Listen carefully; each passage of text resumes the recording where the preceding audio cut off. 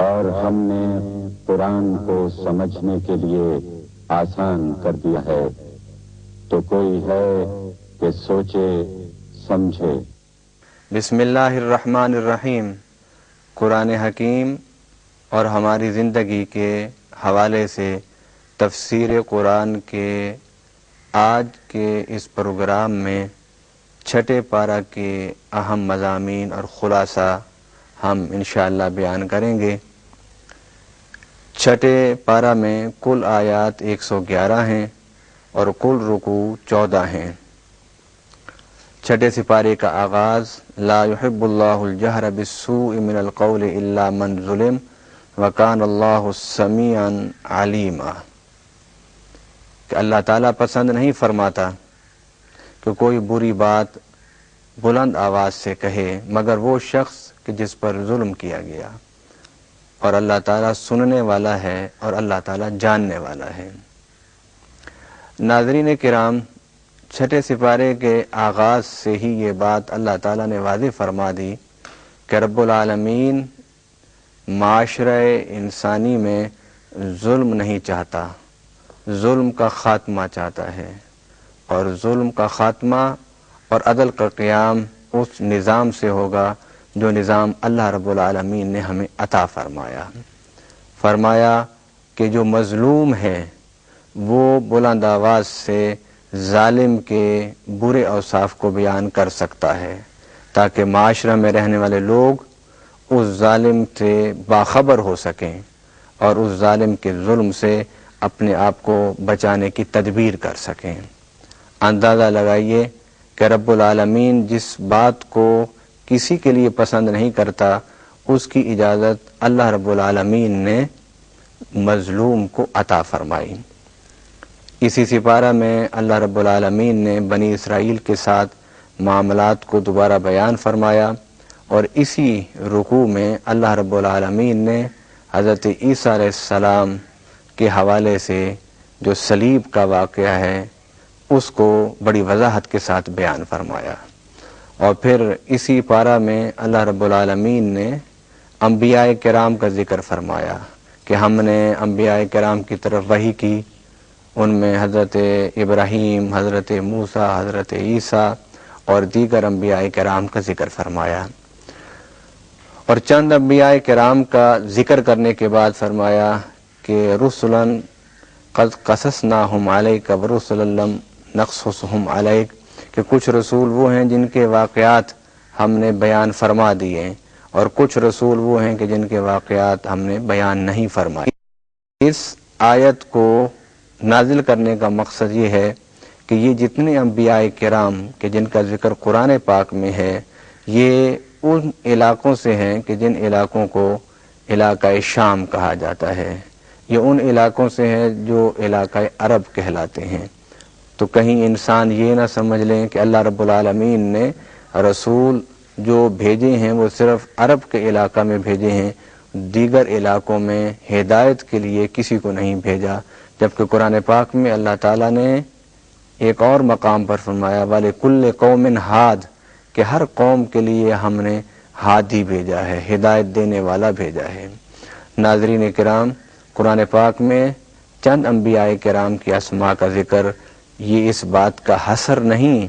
کہ انسانیت کے لیے صرف ہادی یہی تھے، بلکہ قرآن نے خود کہا وَرُسُلًا لَمْ نَقْصُصْهُمْ عَلَيْكَ، کہ کچھ رسول وہ ہیں کہ جن کے واقعات کو ہم نے بیان نہیں فرمایا۔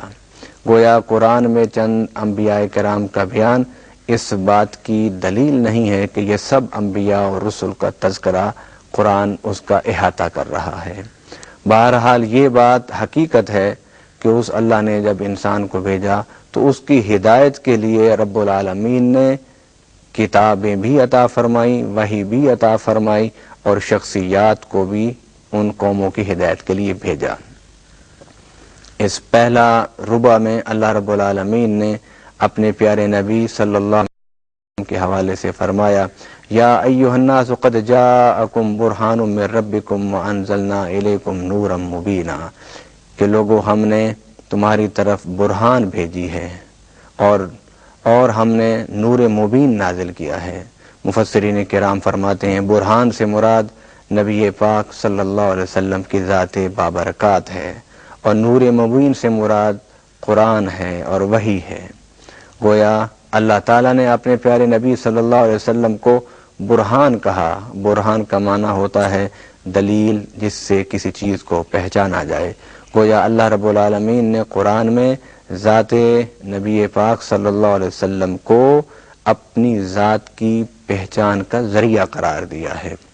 اور ذریعہ قرار دیا اور فرمایا ہم نے اس اپنے نبی صلی اللہ علیہ وسلم پر نور مبین اتارا ہے، کتاب اتاری ہے، وحی اتاری ہے، تاکہ وہ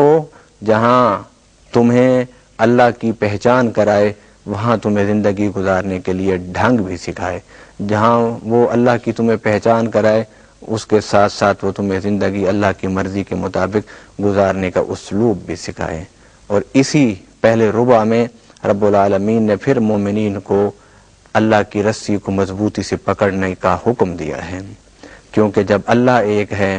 رسول ایک ہے، کتاب ایک ہے، کعبہ ایک ہے، تو پھر اہل ایمان کو متحد رہ کر زندگی بسر کرنی چاہیے، اہل ایمان کو متحد رہ کر زندگی گزارنی چاہیے، اور متحد رہ کر اللہ تعالیٰ کی احکامات پر عمل بھی کرنا چاہیے، اللہ تعالیٰ کی عبادت بھی سر انجام دینی چاہیے، اور متحد رہ کر انسانیت کی خدمت کے لیے جو اسلام نے پروگرام دیا ہے اس پر بھی عمل کرنا چاہیے۔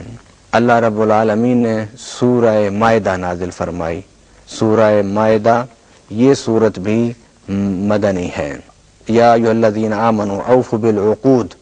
احلت لکم بہیمۃ الانعام الا ما یتلی علیکم غیر محل الصید وانتم حرم